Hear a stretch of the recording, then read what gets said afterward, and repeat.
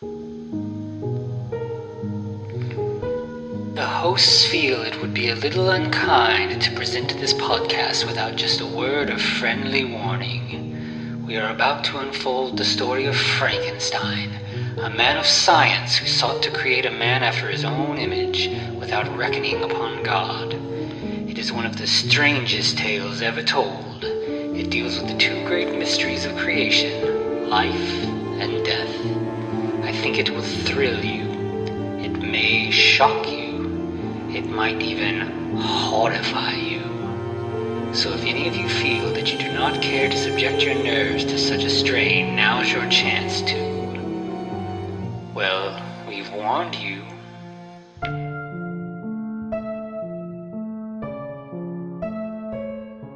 Hello, and welcome once again to the Frankencast. I'm the mad scientist, Anthony Bowman. My pronouns are he, him, and I'm joined as always by... the guy who spoils the movie at the beginning of the movie, that is Eric Velasquez. My pronouns are also he, him. That's what our friend Joe's going to do. He's going to spoil everything for everybody. Right. Yeah. It's, like, this movie it's really, really strange. I know it's based on a short story. Yeah, it's based on a book. Yeah, or a book. Yeah, like, it kind of makes me want to read that, because, like... You know, it's a Roger... Dude. Yeah. I want to know what they left out, because there's a bunch. I can tell right by the way this is written. Yeah. There's so much out. Yeah, it's a Roger Corman thing, so I'm sure it was, like, you know, made quick and dirty, and, you know, I'm sure... although it does have... We got 7 days to do this, and we got $50,000. Let's go. Yeah. This does have a little bit more production value than I'm used to seeing out of a Corman movie. Yeah. But still, yeah, like, I'm sure that they...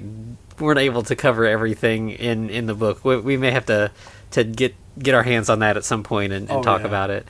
Well, this is a post-Cameron Corman, too, though. So, like, Cameron's already left him, so he's probably like, I got to show that little SOB up a little bit. Yeah. I got to use some of my money. Yeah. And it's, you know, he's kind of, you know, pretty well known for, like, starting out celebrities' careers. But like, or finishing them off. Yeah, but John Hurt's kind of in the middle. Like, John Hurt, I think, was already well known before this, and definitely well known after this. What about Raul Julia? Because I feel like, I mean, this is what, 94, so Addams Family has already happened. Yeah. So I guess, yeah, this is kind of his middle for him too. And funnily enough, both of these actors are the best parts of the movie. So yes. Yeah, they're definitely, they know what they're doing, and they bounce off of each other really well too. Like they both have so much charisma. It's fun seeing them on screen together. Have you ever heard that the like meme going around about actors who were way too good for the movie they were in? We've got two right here. Yeah, definitely. Mm-hmm. Do we want to run down the list of all the famous people that are going to be in this? I mean, John Hurt, like you mentioned, Raul Julia. There's also Nick Brimble. I don't know if I would call him a big name ever, but he's the monster. Okay. Then we've got Bridget Fonda, who, like, I feel like a little bit after this, she would be famous up until, like, the mid-2000s, and then drop off. And then Jason Patrick, this was definitely the end of... This is after the Michael! You know, the fucking Lost Boys, where they say his name 30 times. 30,000 times. Yeah. Yeah. So that's a lot of our people. That's our main cast. And by the way, Jason Patrick is Lord Byron. So wait a second. And Bridget Fonda is Mary Shelley. So we've got some Frankenstein in our historidrama. Oh, and I did not make this connection. Did you see who was playing Percy Shelley? I did not realize who that was. It's Michael Hutchence, the singer from the band NXS. I did not realize that he had done any acting, so I would not have. I just didn't make the connection that was him. That's amazing. You know, I feel like Percy Shelley would approve, right? Yeah, that's definitely the right guy to play Percy Shelley for sure. Like, that's life imitating art, imitating life again. It's beautiful. Very poetic. all right, so this is going to kick off, and wait a second, we've got a guy in like early 1800s garb talking about Einstein and how if Einstein knew what he did, he would be a watchmaker. What's up with that? Yeah, it feels very anachronistic, and you're watching a Frankenstein movie. This looks like he's crossing like an Arctic tundra. It seems like this is Victor at the end of the the end of the story. We're gonna see a boat with Walton in it. It'll be great. Right, yeah. But then he's like, well, you probably wonder how I got here, basically. So, right, yeah. This could be the end of the world or just the beginning of a new one. Yeah. So then we flash back to this same guy, John Hurt. His Joe Buchanan is the character's name. Right, and he's in a futuristic science / BDSM outfit. Right, at a sciencey lab. And they are... Listen, that's more of an art institute, okay? I've seen that place. Like, with all the flashing lights, come on. And the Statue of Liberty in the middle. Yeah. They have this, like, miniature Statue of Liberty that they then shoot with a plasma beam. Oh, by the way, we find out we're in New Los Angeles in 2031. So in 7 years, this is going to be a reality. Right. And so they shoot the statue, and it immediately just vanishes. Right. And we learn now that this is a weapons testing facility, and that Joe and his crew have created this plasma beam that will completely like vaporize an enemy. It basically erases them from existence. If you're a Warhammer 40K fan, this is a Necron device. A Necron gun. Okay. Yep. We'll talk about that later. I'll explain the joke. And so he's like, this is a demo. They're like showing it off, and there's like a woman there who's like, I don't know if we even get her name, but she's like part of his team, and she's just like, the president is tired of having to like keep this on the hush hush. Like, well, he's causing cracks in space and time, and people are just falling through. Right, yeah. People keep vanishing, there's atmospheric disturbances, and time slips. Right. Like, hold on, how big are these time slips? Like, are they happening to multiple people? Yeah. What's going on? Time slip, to me, sounds like suddenly, like that, yeah, time has jumped for everyone. Like, suddenly, you're at school Tuesday, and then suddenly it's like Thursday night, and you're at home, and you're like, wait, what? What happened? Right. And, if that's happening to, like, everyone, like, what the, they should have halted these tests immediately. Right. But he's, of course, Joe's like, it's a side effect. We'll figure it out. It's not the end of the world, he says. Right. I wonder what his analogy or how analogous he is to Frankenstein, right? Yeah. It's going to be very, very much so. Exactly. And, he kind of keeps sort of defending the project to her. But then as soon as she leaves, he starts talking to his crew. Immediately. He's like, I fucked up. Yeah, this is bad. He was like, yeah, this project seems like it's a failure. I set out, I wanted to make a weapon that wouldn't destroy the world. It sounds like the idea is I'm trying to make a better alternative to nuclear war. Like we can just kill the enemy without destroying everything else, but I've actually made something even worse. Well, yeah, he's literally created a crack in the sky. Yeah. That leads to who knows where, right? Right, yeah. And so he kind of like lets the rest of his crew down that like things aren't looking well, and then he decides to head home. He gets in his very futuristic car that talks. Yeah, he just conjures it up. Yeah. All I know is the way Tesla is right now, I would not fucking trust that thing. Right. It definitely it looks kind of like the Cybertruck. It's like a mix of that and like a Lamborghini or something. Dude, what if this is Elon Musk's inspiration? That's even worse, right? Right, yeah. Damn. Oh, yeah. And so the car is very, it's talkative. It's like chatting with him as he drives home. Gives him the news report. Basically, they're like, yeah, everything's fucked up, and we pretty much know there's a weapons testing facility.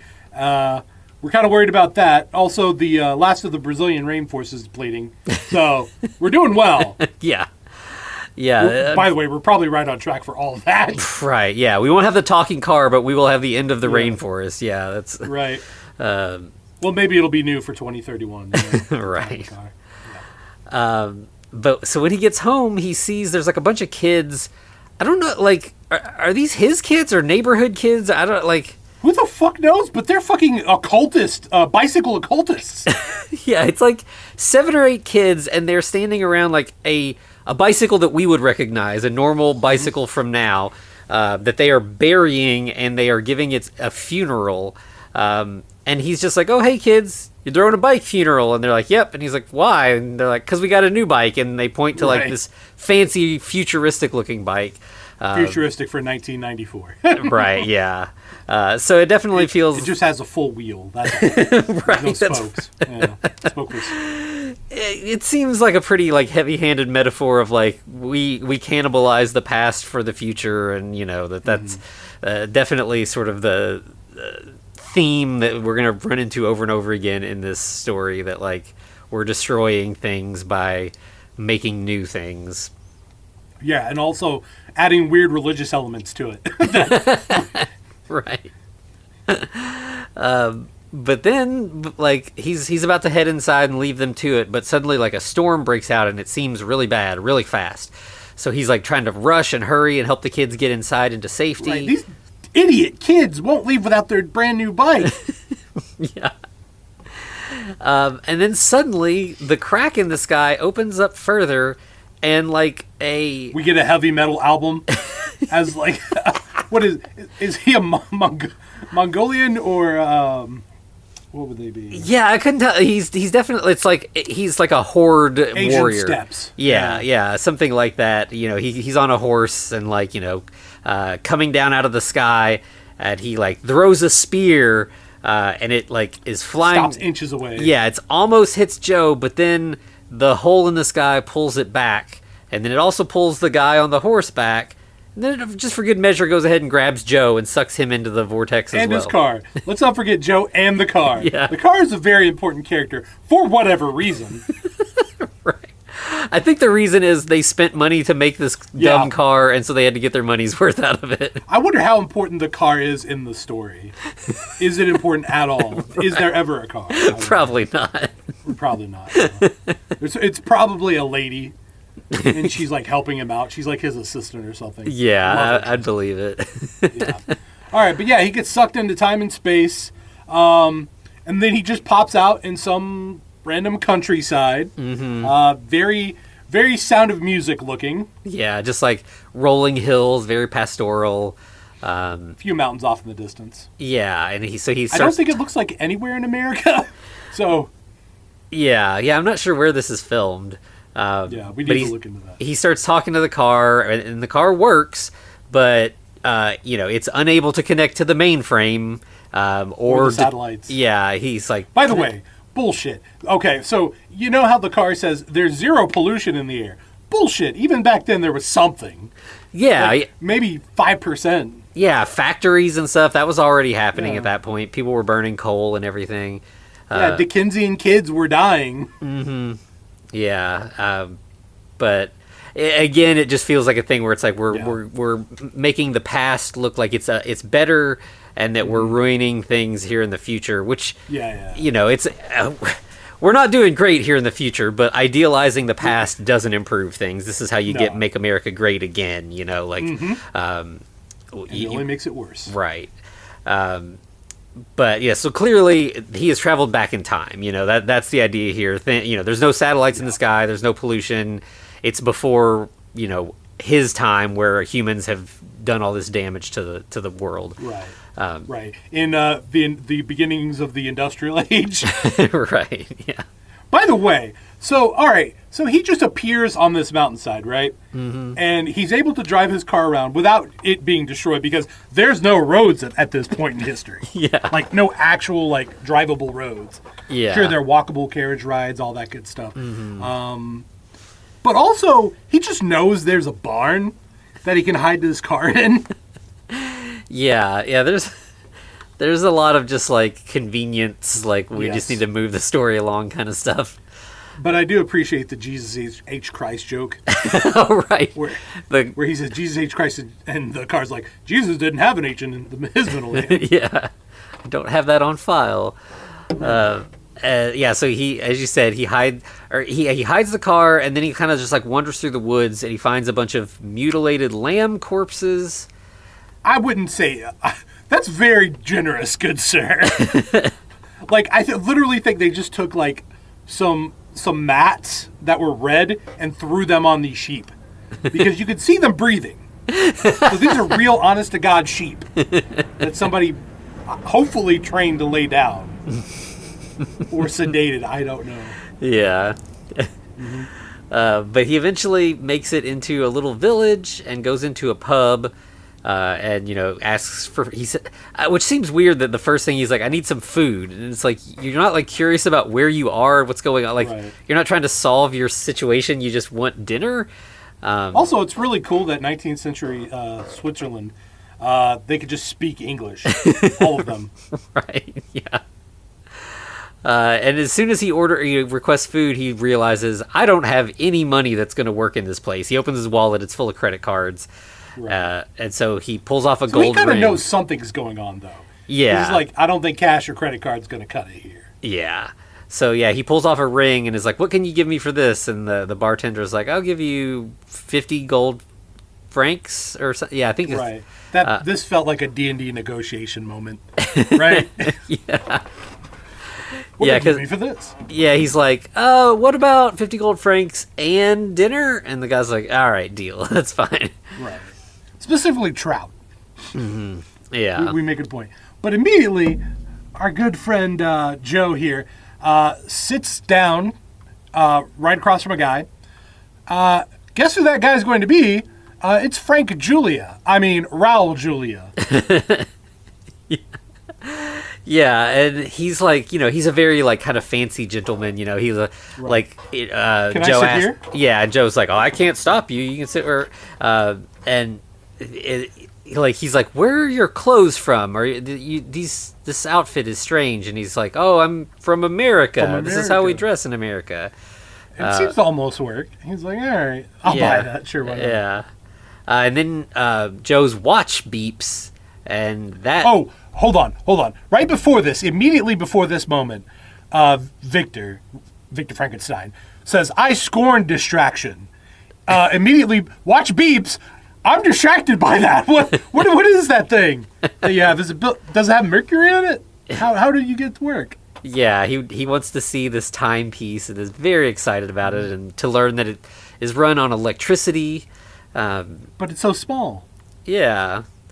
And at that point, the pub owner comes by and gives Joe his food and offers sympathy to Victor for his brother who just recently died. Right, and hope they kill the lady who did it. Mm-hmm.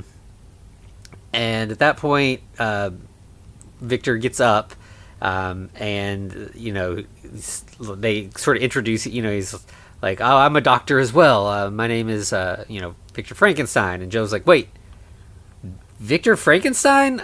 And he's like, "Yeah, I'm familiar with your work." Hold on here. Like, this dude is bad at context clues. Because his brother just died, and they haven't hung Justine yet.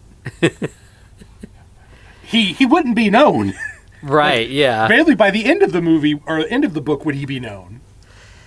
Yeah, Joe is not a good time traveler. Like, No, he's the worst.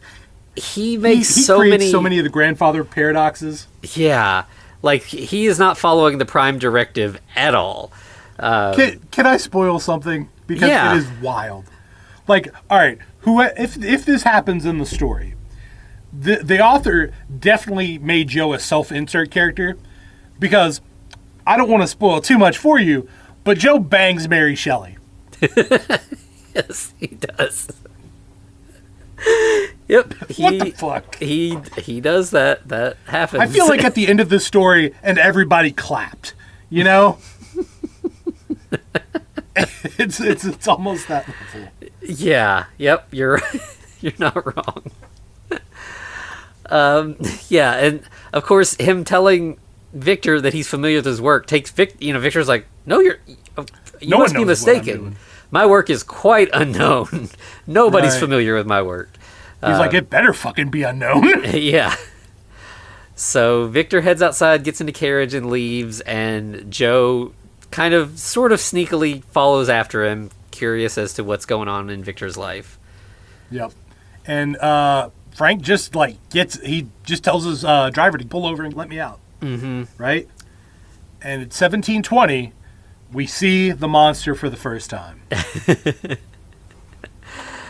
Yeah, and we just kind of, we don't get a good look at him at first. No. Like, Victor is arguing with him, and Joe is overhearing this. Well, like a kid, he's like, "Give me what I want." Yeah. Joe's listening in, and then all of a sudden there's like a rock slide, and I feel like he knocked himself out. It's so dumb. He's so dumb.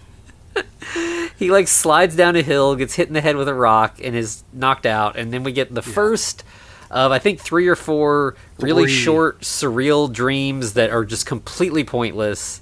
Right. Like, what do they tell us? What did they do? What happened? I could not tell you anything about any of them. There's just a bunch of quick I call flash... this the trippy hell dream. Mm-hmm. Right? Yeah. Because there's a bunch of people. It's like Dante's Inferno, where everyone's in the buried in the pits. Yeah. Like almost up to their necks. Yeah. Yeah. So I don't, I feel like I go on about this a lot, but I hate dream sequences, and these are the exact kind that I hate the most. Like, they're just so useless to this story. The only time a dream sequence is good is if it's in Nightmare on Elm Street. Yeah. That's it. Yes. Because that's half the movie. Yeah. That is where it matters. Like, where it's part of the story, it has a reason to be there. This is the opposite of that. But Joe wakes up to some wild dogs just chewing on him like he's a chew toy. Yeah. And he fights them off, and then walks back to his car. And he starts talking to the car. Just goes for a casual ride. Yeah, and he's like, "Okay, I think this is a time slip. We got to figure out how to get back.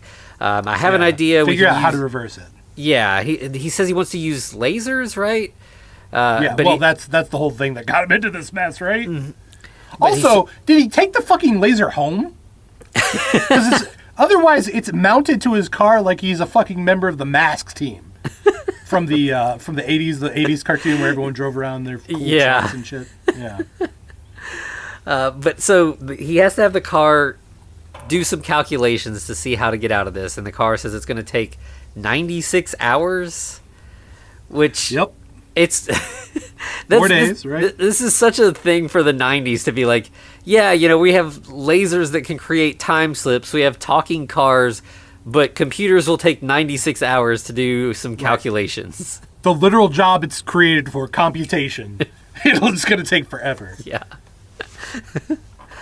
But so he's like, okay, go ahead and run it. We'll just stick around until you figure it out, I guess. And so in the meantime, he's going to hide his car randomly in the woods because that'll work, I guess. But it does. Nothing happens to the car. Yeah. And now he goes into Geneva proper. So he was in like a little village on the outskirts of Geneva. Now he's like in the main town, and just kind of like wanders around. We kind of. This feels like production value stuff. Like, they must have had a good old-timey set. Right. So he just we just see him walk for a while. We just see people in old-timey costume. But eventually he gets to like a courthouse, and he goes inside, and it's the murder trial of Justine Moritz. Yep. Well, he follows Frank and Elizabeth into it. Yes. Yeah. After he gets his brand new clothes. Yeah. Yeah. So, and by the way, immediately he clocks on to this really pretty girl, aka Bridget Fonda. I almost said Jane Fonda. And he's like, "Hey, who's that hot piece of butt right there?" Right, basically. Strangely, this movie abbreviates some strange things. So yeah, it's like just some guy in the viewing area or whatever that he's talking to, and asks he asks who the girl is, and he says she's Lord Byron's mistress. Byron's mistress. Wait a second. That was her sister. That would matter if they didn't just cut that character entirely out of this whole story. Yeah, this version, Mary Shelley is in like a triad with Percy and Byron. She is both of their partners, and Claire does not exist. Right. So in the world where Claire doesn't exist, Frankenstein does. Right. Good to know. But he's, it's not just in this time slip that's the case. Joe seems to know that. Like, he knows, oh, this is Mary Shelley then, if she's Byron's mistress. So he goes down to, or he says something about, oh, this is Mary Shelley, and the guy's like, you mean Mary Godwin? She's not married to Percy either. And he's like, okay, well, I'm once again fucking up. Yeah. So Joe is immediately decides he's going to go down and talk to her. Then we get this farmer who saw the monster, and he has a box. He dug up a footprint of the monster, which, I mean, good for you, man. I think plaster is a thing at this time, but the fact that you went all out, I appreciate the work. But is the advocate fucking with him, or the solicitor, whatever you'd call him? It seems like it. Yeah, because he tells him to just lean it over a little bit further, and then the dirt comes rushing to all one side, ruins it. Yeah. Everybody's just mocking this guy. Like, he's saying that a bunch of my sheep were mutilated, and maybe the thing that did that could have hurt the little boy too. Maybe it's not Justine, but everybody else in the courtroom has decided Justine is responsible. So they're just kind of mocking this guy. Well, he even presents the proof. Hey, it put a knot on my head, right? What else could have done this? And then, of course, he gets heckled by someone screaming out, "Yeah, that was the booze!" Right, yeah. Yeah, so they're all just laughing at him and everything. And meanwhile, Joe is talking to Mary, and he's like, hey, this is a good idea for a book, right? And she's like, what? Yeah. And he's like, you're a writer. I'm an admirer of your work. And she's like... she hasn't written a damn thing, like maybe 2 pages. Yeah, so again, an echo of him talking to Victor. She's like, you must be mistaken. I've not been published yet. Just not doing a great job being a future person here. And we also find out in this version of the story, Justine's not just accused of murder, she's accused of witchcraft. I don't know why. They don't really do anything with it. There's no real point for that to be an added layer to this story. But murder's fine. We could just go with that. You know why? I guarantee you it's because Roger Corman thought, oh, those people from the 1800s were stupid and backwards and believed in witchcraft. Dude, they don't at this point, actually. That's kind of one of the big things about that time, is they don't. Yeah, we have moved past that as a society. And in fact, so they say she's accused of witchcraft, and then the jury foreman stands up and says that she's been found guilty of murder, but doesn't say anything about the witchcraft. And we never get any more after that about it. He's just like... That's when somebody probably told Roger, hey, man, that's kind of dumb. Let's just go with murder. Yeah. So she's been sentenced to hang by the neck until dead. The court clears out. And we cut outside where Elizabeth has gotten in a carriage and is like begging Victor to come with her and not go wherever he's got some other thing he's trying to do. And he's like, I have to go. So she leaves in her carriage, and Victor starts walking through the streets out into the forest. And again... Oh, this is so good. Yeah. Because here, this is very poetic as well. Because Victor is looking for the monster, while Joe is looking for Frank, and the monster grabs Joe by the face. So it's this Ouroboros of goofiness.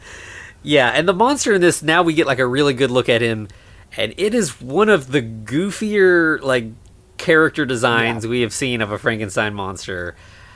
He's just got like... watch the Double Dragon movie? There's a character named Abobo in that. Okay, yeah. It's just pretty much looks the same. He's all like pointy cheekbones and like ridgy forehead. Like he does have like long hair, which I guess fits more of like the traditional description or whatever. But it's just like bright red. Yeah, and it's just like a normal sized guy's head that they have put a big head makeup on. Like it's like the fat suit equivalent of a head, sort of. And so he's just got this little face in the middle. Like, his shoulders and, everything up is nothing but muscle. Like, this guy has muscle going up the back of his head. Yeah. It's a really strange choice.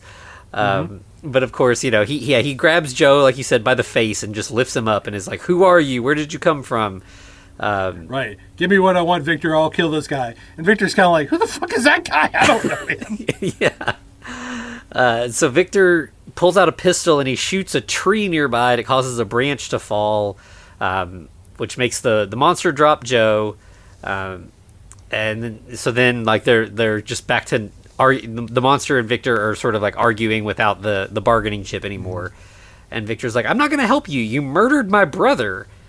And he's like, murdered? Right. It's like he did it, but he doesn't understand. Yeah. And he's like, you ended his life. And he's like, yeah, well, he was easily crushed. You should have made him strong like me. And it sounds like a Klingon or a Krogan or something. Like he's just talking about like everything should be strong and powerful like I am. And, it's his fault that I crushed him so easily.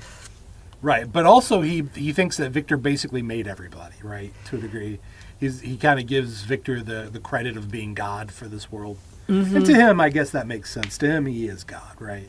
Yeah, it becomes like an ongoing thing where he's constantly asking people who made them, and he's very confused about the whole, the way that creation works, in the world. So if you're a big AC/DC fan, there's a song for you.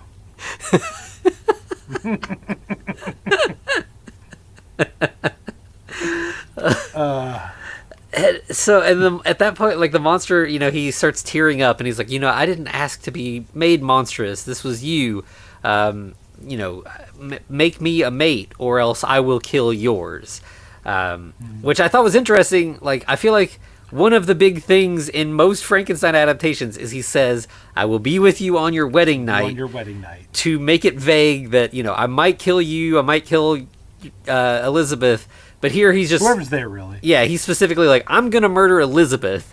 Right. So there's no question there. Victor can't be confused and, plan poorly. He knows it's specifically the monster's going to go after Elizabeth. Right. And clearly, whoever wrote this, actually wrote this, they knew the story. Because they follow the beats more or less. Mm-hmm. I mean, I guess everybody kind of knows the story. But it feels like they were keeping really close, especially with the death of Justine. That's coming up. Yeah. So they clearly decided we're not going to say to be with you on your wedding night. I wonder if this is a case where the novel follows things pretty closely, and so they just kind of coincidentally followed some things close, but then they were like, let's hammer this home that he's going to kill Elizabeth and make it a little more obvious or something. Or hear me out here. This is the mid-early 90s, right? So what if they thought he was implying gayness? Yeah. I'll be with you on your wedding night? Yeah, that could be. Let's not make it confusing. Let's just make the threat explicit so there's no doubt. Nobody's unsure about what's going on there. Let's remove all subtlety because clearly the monster's talking about banging him and not killing his girlfriend or him. Right. Yeah. So at that point, the monster takes off, and now Joe and Victor are talking. And Joe's like, "You need to tell the world of this discovery. Tell them about your creation. That will save Justine." Right. And then Victor's like, that's not what I'm going to do. I will not be doing that, thank you. Yeah, and Joe's like, but you're making her pay for your sins. And he's like, I am a scientist. I cannot sin. Right. And Raul Julia, in his gravitas. It's very good. Mm-hmm. And by the way, what the fuck is this guy talking about sins for? I feel like Joe has some weird religious throwbacks. I feel like his character shouldn't. Yeah. He surprises me with a lot of the religious stuff he says. There's a lot of weird religion in here that seems out of place, even to the point that, I think Mary says some stuff about, believing in God, and we know she does not. That's... Right. Well, you're your creation's an abomination against God. Why would she say that? Yeah. Yeah, it makes no sense. Real Mary Shelley would be like, that's some sick shit, bro. Let's go with it. Yeah.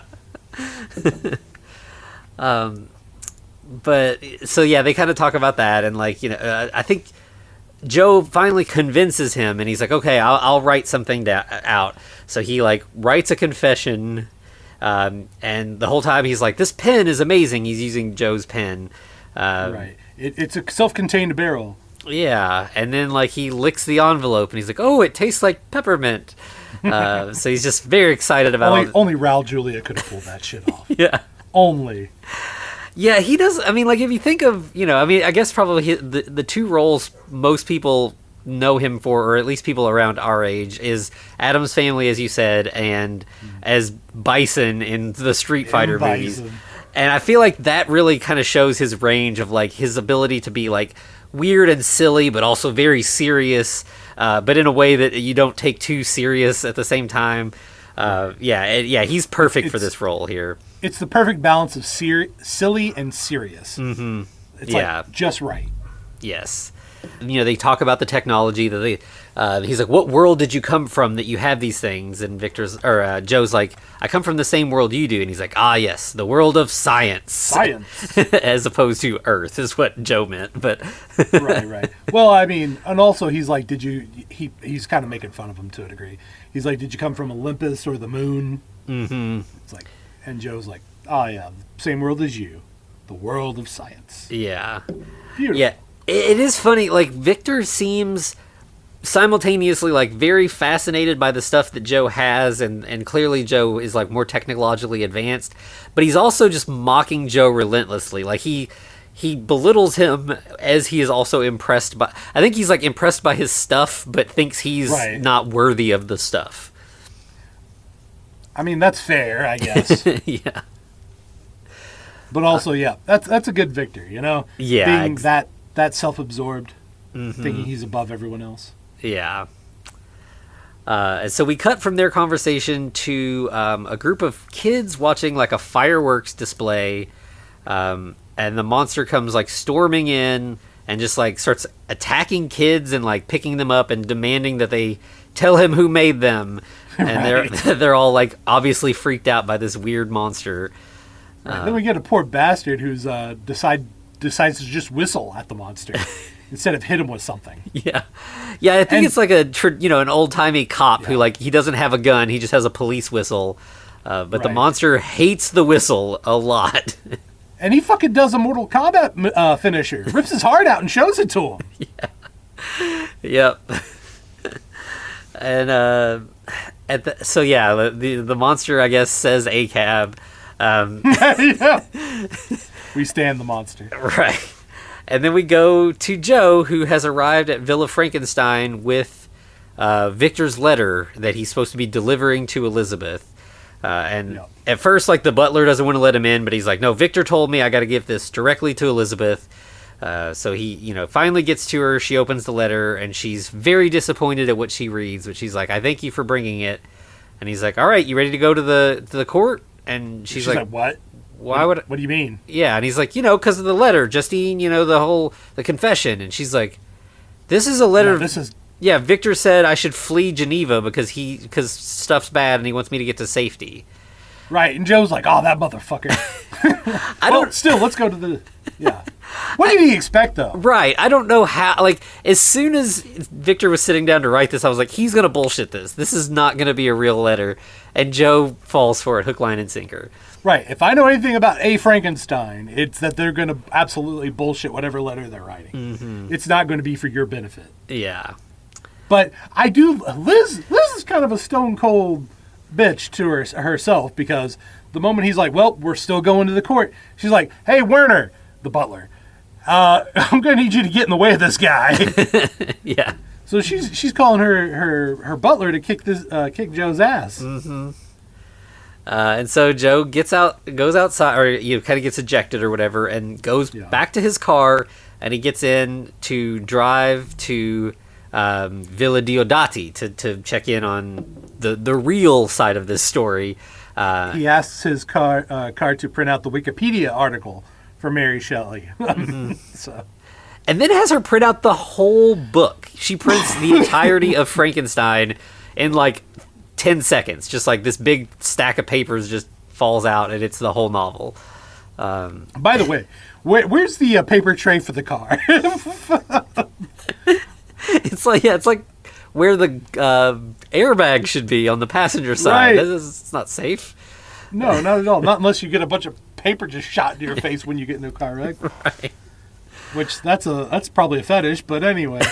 But yeah, he's going to see Lord Byron. Yeah, and so he again, kind of parks his car in the woods and starts like wandering on foot, and he bumps into Byron, who has a pistol and is threatening to shoot him. Now, he says a stone cold line. It's fucking really good. Because Joe's like, hey, you're not going to shoot me, right? And he's like, well, it is tourist hunting season, and I've already bagged 3 today. So, fuck yeah. And he's like, I don't like trespassers on my property. Why are you here? What's going on? And eventually, well, I don't specifically like British trespassers. Yes. Eventually, Joe pulls out these like weird little binocular things, and Byron is curious about that, and that kind of breaks the ice. So Byron, he just gives them to him. He's like, you can have them. It's fine. And Byron immediately uses them to spy on Mary, who is just like in a rowboat writing her novel. Yes, that's interesting. Yeah, and Byron's disappointed that she's not up to anything, Yeah, not being scandalous. Yeah. And he says that she's writing, and it's such a waste of female intelligence to be writing. And Joe's like, well, I need to talk to her. It's really important. And Byron's like, all right, well, we're going to have dinner soon. You can come to dinner and talk to her there. Right, but he wants to stir up some shit because he's like, you want to be a suitor? Okay.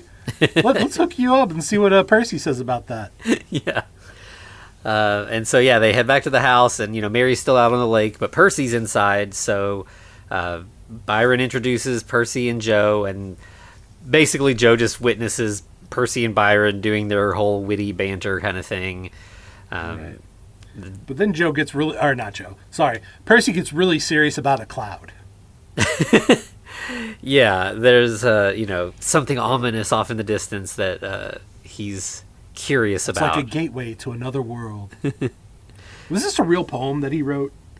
There seems like there's a lot of instances, versions of this where we see Percy concerned about some sort of cloud thing. So it feels like there must be. I'm not specifically familiar with it, but I think there must be something there that these are all getting based on. Yeah, let us know if you all do. If you all know yourself. Yeah. So around then, Mary arrives, and Joe is like begging her for help. He's like, we got to get to Justine. We've got to help save her. And she's like, how can I help her? And he's like, because of the monster. And she's like, what? And he's like, what? The truth, right? You wrote about this. You know. And she's like, no, I don't. Shit. I don't know what you're talking about. Yeah. I got a chapter now. Yeah. I'm getting there. Yeah. So he's like, oh no, this isn't good. Justine is out of luck at this point. So in fact, we cut right from that to Justine being led to the gallows as like a mob of people is like jeering and throwing stuff at her. Boy, and Joe's gonna keep making good decisions. Keep going. Yeah, he just like swings in like an Old West hero and tries to like save her. He tries to become action doctor, like Peter Cushing. Yeah, and he's like gonna cut her free, and he's like, she's fine, she's safe. I'm nothing's gonna happen to her, and he's like, run, go away, and she's like, no, where am I gonna go? Like I'm cool, bro. Yeah. So I made my peace with God. Yeah, so she ends up just getting hanged anyway, and then Joe gets picked up by the angry mob and thrown into Lake Geneva.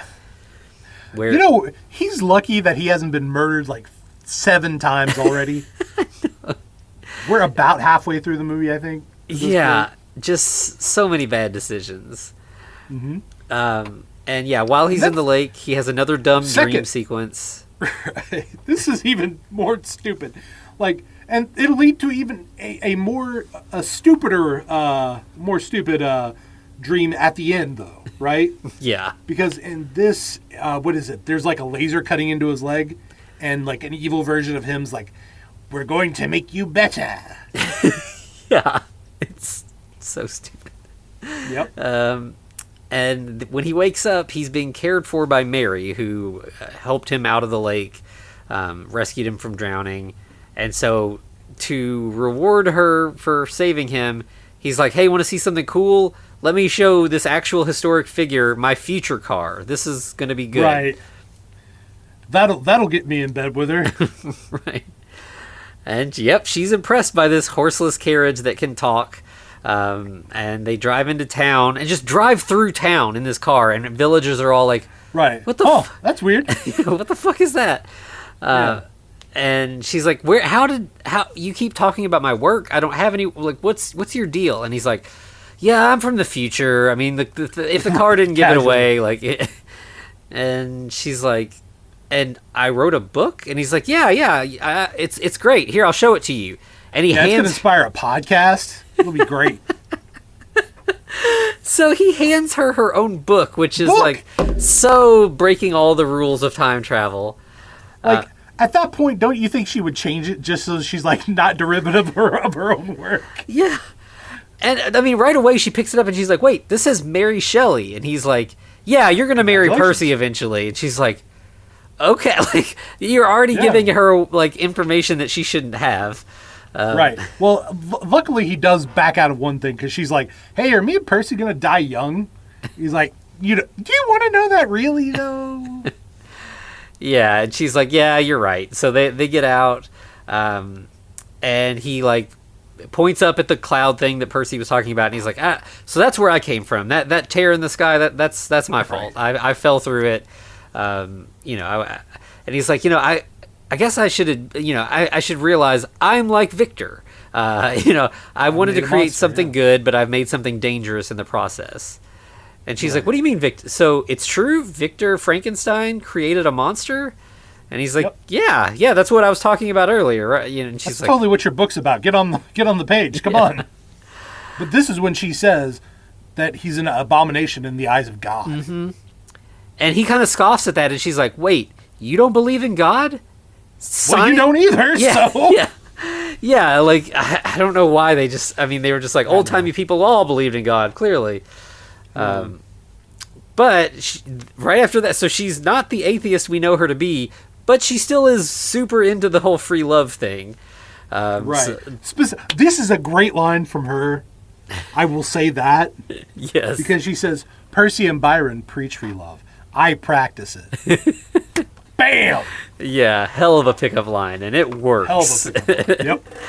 Listen, a lady comes up to me and says that, I'm sold. Yeah. Except I'm married, so don't do that. But still. So we cut right from that to them like laying together, like post-coitally. Right, having a casual pillow talk about space and time. Just a little, And Mary is convinced that all of this happened because Joe has been sent back in time by fate or God or whatever to stop Victor. Still really weird coming from her. Yeah. Her character. No, yeah, it's so weird. Then I think we get like a scene of Elizabeth saying that she needs to get back to Victor. She's going to travel to catch up with him. She's like, Werner, help me get in the carriage. Yeah. But then we see that Joe is already with Victor. And he's like, we need to work together. We need to kill the monster. Right, but Victor's like, nah, I'm not going to kill him. I'm going to make him a mate. Yeah. That way he won't mess with Liz. Yeah, that's the solution is, do what he wants, and then that'll fix everything. Propagate the species. Yeah. It'll be good. No. And then we see in the forest, Elizabeth, in the carriage, and we see the monster just running behind the carriage. You're being very generous calling that a run. That's like a skip hopping, and yeah. I don't know how he catches up. Yeah, it's the Michael Myers thing. He just somehow is there all of a sudden. It's like he's moving it's like Michael Myers is in a hurry. Right. Just a slight hurry, not too much of a hurry, just a slight one. Yeah, and he does catch up, and he pulls Elizabeth out of the carriage, and she's like, "Who are you?" And he's like, "Victor made me." And she's like, "Oh, okay, that makes sense." She's like, right. "But he wouldn't want you to hurt me." And he's like, "Yeah, I know." And then he kills her. Right. Rips her chest open. Yeah. So he didn't give Victor much time to fulfill his side of the bargain. Yeah, as a matter of fact, the boys, Victor and Joe, arrive at this time. Yeah, they find the body, and they're like, "Oh no, this is bad." humans are clearly no match for this monster. Right. Our creator, Victor, this is Victor saying that. Our creator didn't make us very well. We got poor eyesight, poor limbs. I kind of improved upon the design. Right. Yeah, that's Victor. Yep. Mm-hmm. And then suddenly the angry mob appears, and Victor just kind of vanishes into the shadows. He fucks off and leaves Joe holding the bag here, man. Yeah, so they're convinced that Joe killed Elizabeth, and they just beat the shit out of him and are about to just string him up there in the woods. Yeah. But before they can do that, the monster shows up, and he just, like, wrecks house. He's just, like, throwing people where the around. Budget was spent. Yeah. Like, this fight, I mean, it's a good fight scene. Like, he's just throwing dudes around, just, like, he rips somebody in half. You're being generous again, man, because this is a massacre scene. There's no fighting. Yeah. He rips one guy's arm off, beats another, like, knocks another guy's head off with that arm. Yeah. Like, he rips out somebody's tongue. Mm. Like, it's just him. He's just rending people. Yeah, it's brutal. And the whole time, Victor is just hiding in the shadows, watching this happen. And then as soon as the monster has killed all of the townspeople, he's, like, kind of coming towards Joe. And Victor pops out and he's like, "Be careful, don't hurt him. He might be able to help us, actually." Right. This is number 3. Yep, the monster, like, knocks him out or something. And, yeah, Joe has another dumb dream. The dumbest and shortest of them all. Because what? It's Percy, Byron, and Mary just approach him. And he's sitting there smiling like a fucking idiot. And then she's just like, "You're an abomination in the eyes of God." Yeah. Yeah, okay.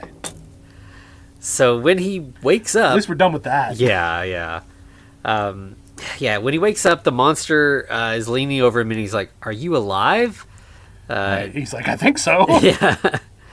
And so Victor's like, "All right, I got a plan to help create the monster, his bride." Which is crazy that he's, like, still wanting to make the bride even though, the monster's already killed Elizabeth. I guess he's just trying to save himself at this point. No, he's in it for the love of the game.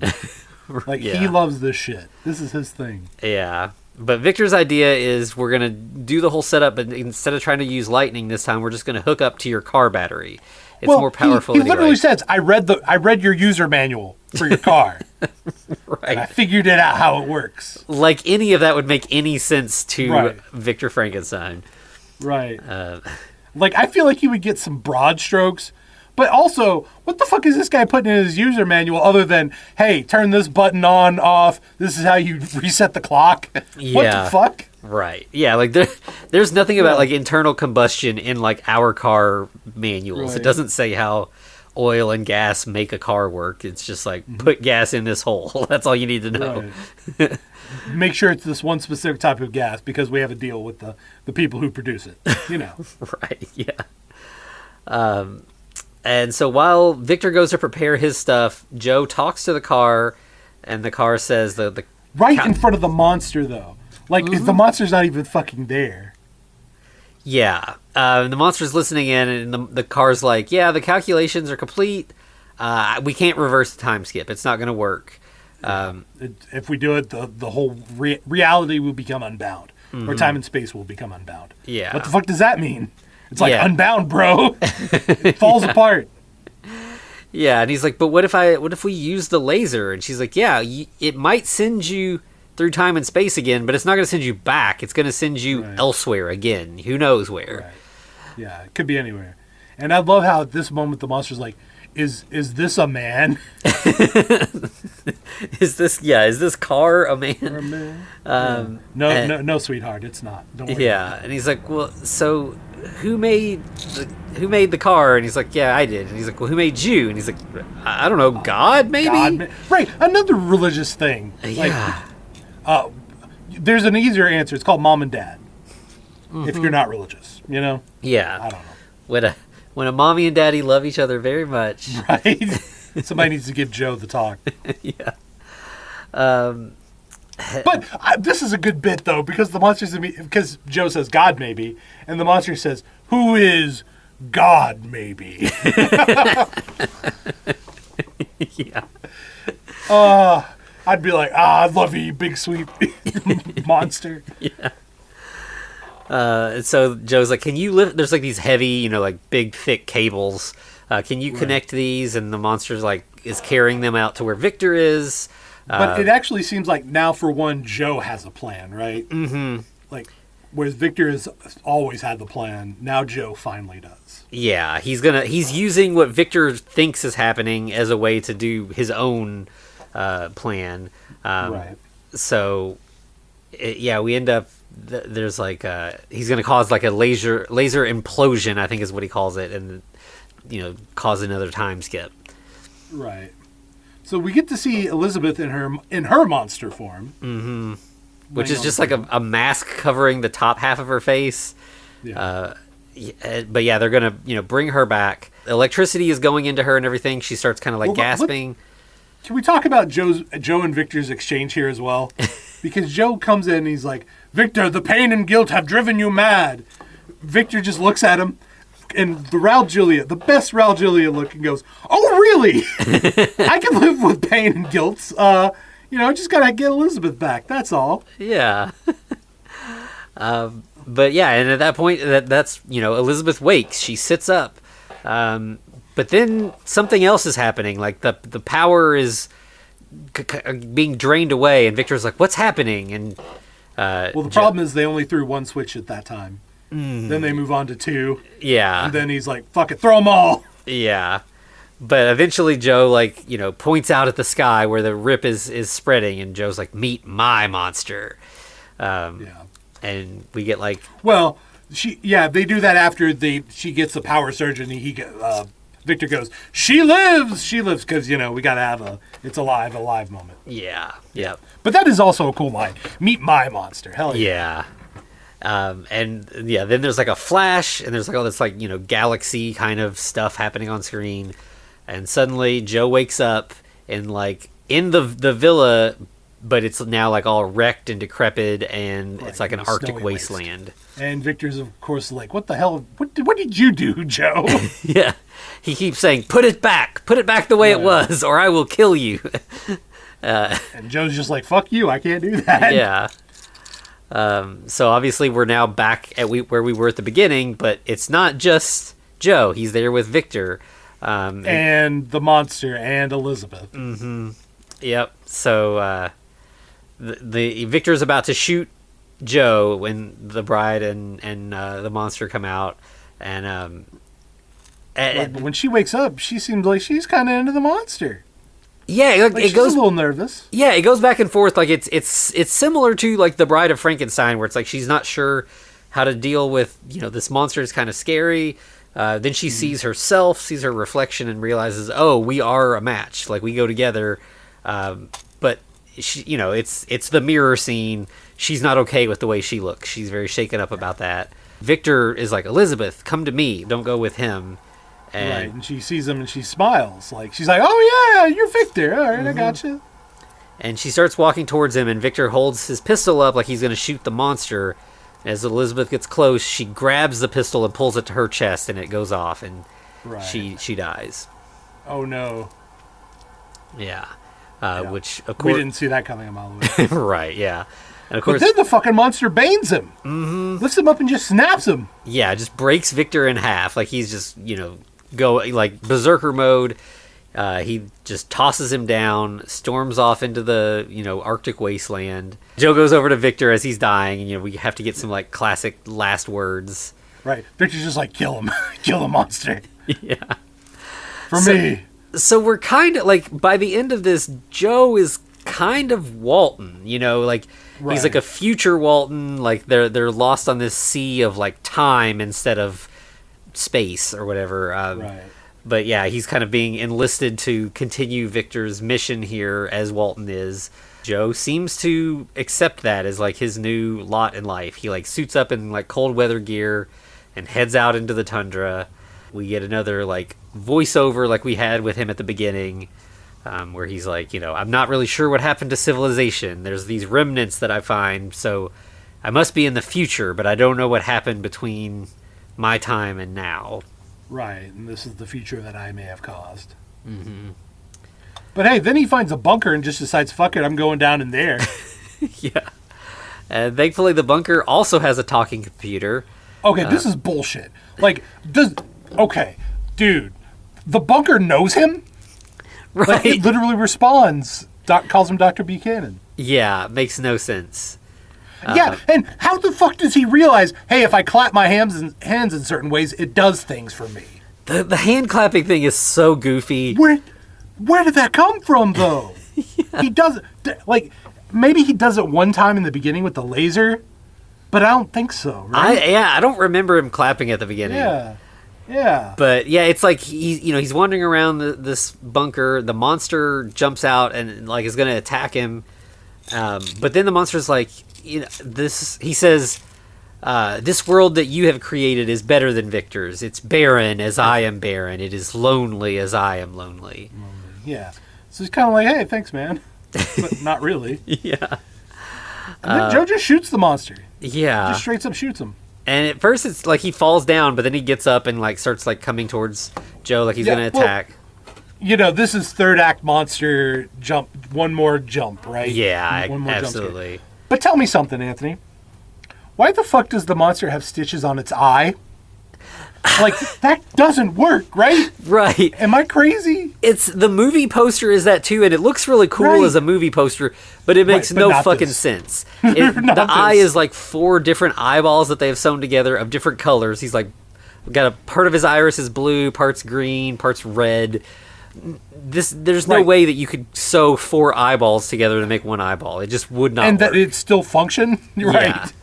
Yeah, it's like, it's just like, oh, this looks cool as hell. Let's do it. Like, right.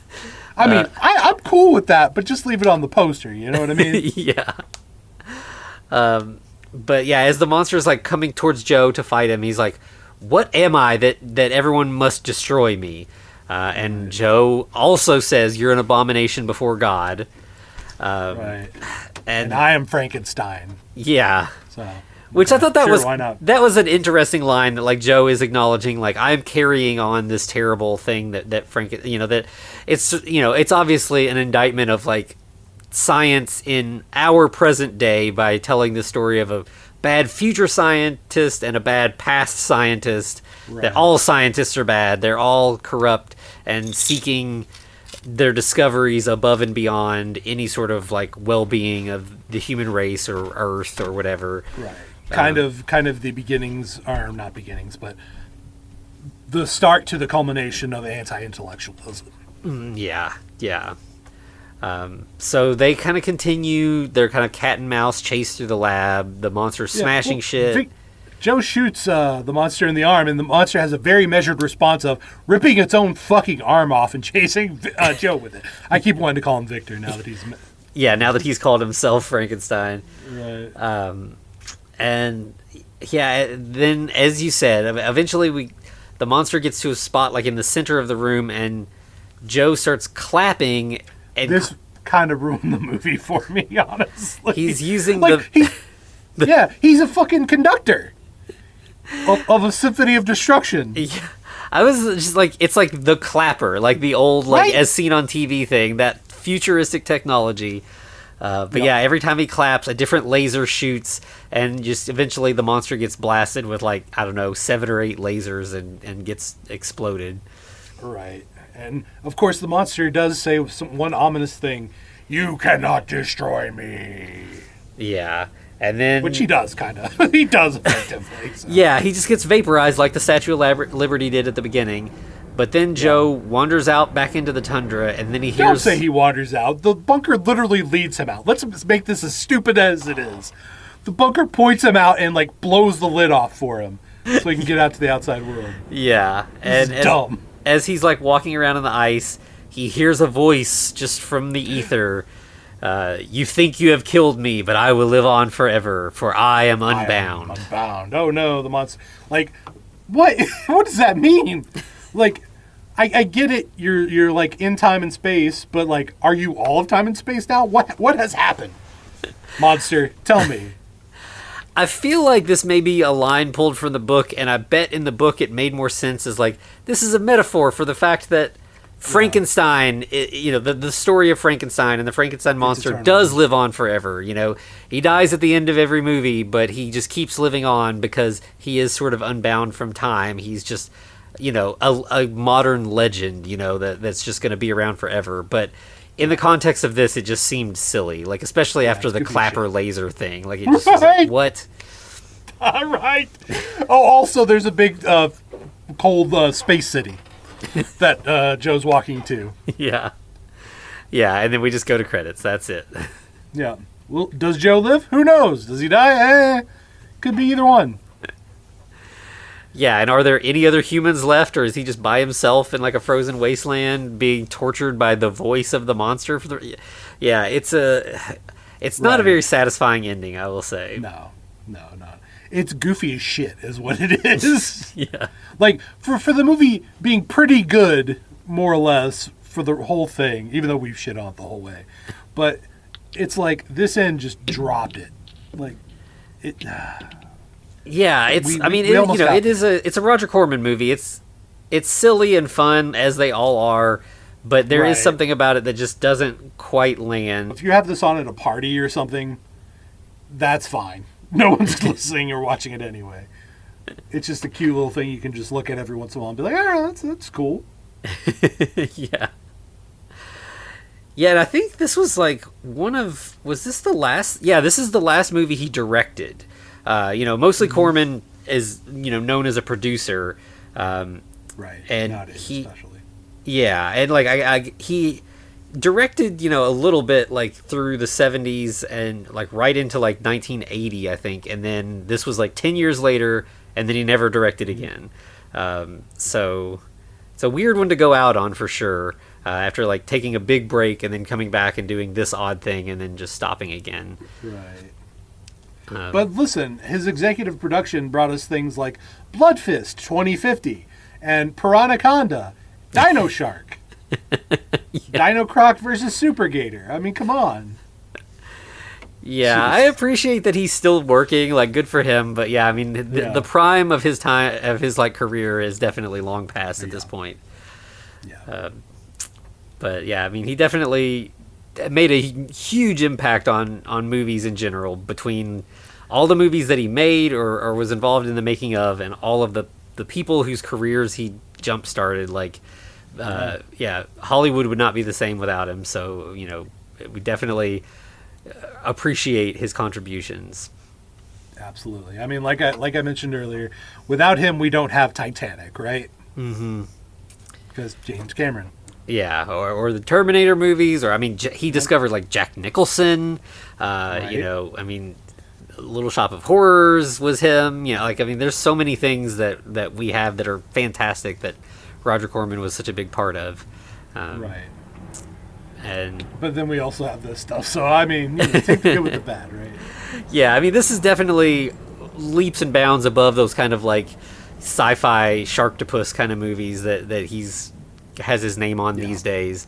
It ends a little silly, but like overall it has some interesting stuff to say about like the nature of like creation and what science's like obligation is to mankind and everything.